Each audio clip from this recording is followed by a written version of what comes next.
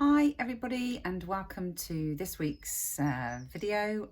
Today I thought it might be worth talking about how I'm dealing with isolation and how I'm organising my time, and also thought I'd update you on a little bit of news that's just literally come in today. So I went in for my blood test this morning and my oncology appointment, all very surreal, leaving the house, nobody about, no cars on the roads, and very few people in the hospital. Basically my chemo has been stopped, finished. I had 8 more rounds of the second regime paclitaxel, but they are feeling that, when they look at the balance of risks, for me to keep going in and constantly having issues with my white blood cells, it wouldn't be a sensible thing for the regular visits to hospital with the risk and the threat of coronavirus. So I find myself at the end of my chemo and feeling oddly strange about it all. It did feel like, I'm sure all the children felt like last week when they were told that school was finished and they hadn't had time to say goodbye, and it certainly felt like that today. No time to really see everybody and not even hug them to say thank you. So I'm planning to go back when all of this is over and be able to say my thank yous and my goodbyes properly. My PICC line has been removed. Don't know whether you can see, it's come out. Quite a straightforward procedure, but that happened also at the same time. So next steps now is for 4 weeks off, 4 weeks to rest and recuperate, and then radiotherapy, which would have been 15 sessions, so 3 weeks, 5 days each week. But they have done some trials, and these trials have just completed, and they believe that it's just as good and not dangerous to do 5 sessions instead of 15. So I go for a week's radiotherapy in 4 weeks' time, and at the same time I start the tamoxifen hormone therapy. So lots to tell you about, I suppose, when I get into those new parts of the treatment. So I think I'm going to have a little celebration tonight, and cheers to all those wonderful chemo nurses and Dr. Irwin that's really been there for me and helped me along the way, and the wonderful receptionists at the Rigby unit in Stratford-upon-Avon. I'm going to cheers you all with a glass of Prosecco tonight and welcome along the next stage of this journey. But the reason for me today was to talk about, how it feels to be completely isolated, because of course, being high risk, and as many of you listening to this will be, we are now fully self-isolating for 3 months. And at the moment, as my husband is still working, we are keeping a very safe distance for probably the next 2 weeks. So we're kind of practicing about a 12-foot distance from me and my husband, and actually we're doing the same with the children for a week, so that the children are fully isolated from David.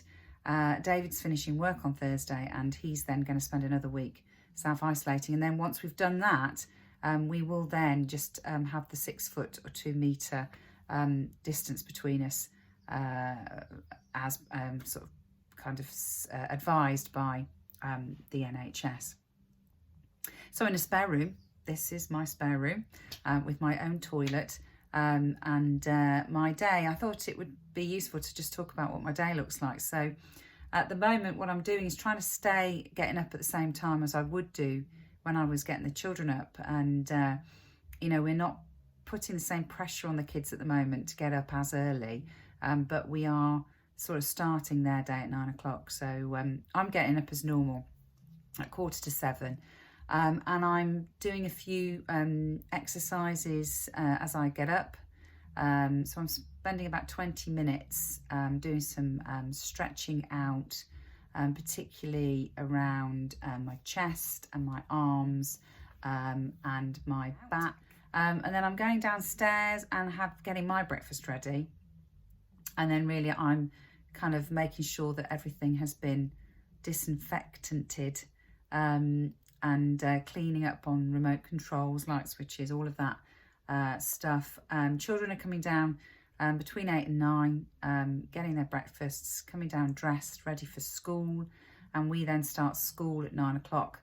And I am also doing my studies. So something that I kind of started to think about a few months back, which is setting me up well now, is I've got a couple of courses that I'm doing. So I'm doing one on nutrition and I'm doing one on the physical body and exercise.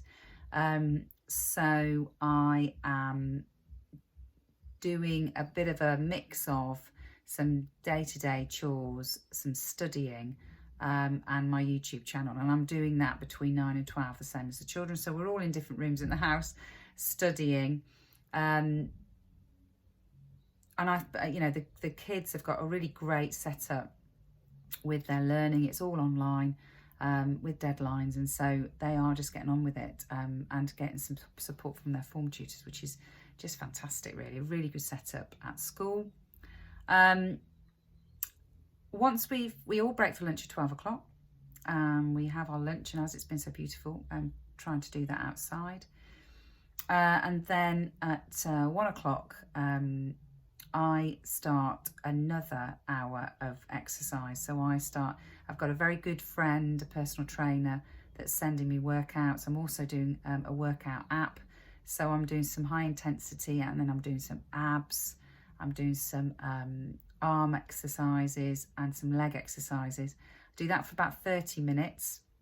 And then I go and walk around the garden, as I can't really go out with the dog. So I'm walking around the garden. And this is actually encouraging the kids to come out. So Sam is a keen footballer. He's doing a keepy uppy challenge. So he's been out in the garden doing that. And Evie's stepped outside as well. And the dog's been played with. So, it's just amazing, isn't it, that we never have time for anything normally. And here we are all out in the garden, keeping a safe distance, but all spending time together. So we're doing that until 2. And then the children are making a decision then, if they haven't completed all their studies in the morning, they then go away and finish anything off. I don't hassle them. I just say to them, look, if it's backing up, it's you that's going to feel under pressure. So if you've got stuff to do, get it done. And I spend my afternoon, either doing more work, or I am trying to spend time speaking to my friends. So I'm booking in virtual coffees, doing it over FaceTime or Zoom, and getting some time with my friends in the afternoon. And then at 5 o'clock I make the tea, and then in the evening we always have a bit of a family TV time, and we're still doing that, although at the moment we're all kind of self-isolating. So we've got me in the spare room with my laptop. We've got the kids in one room downstairs and David in another.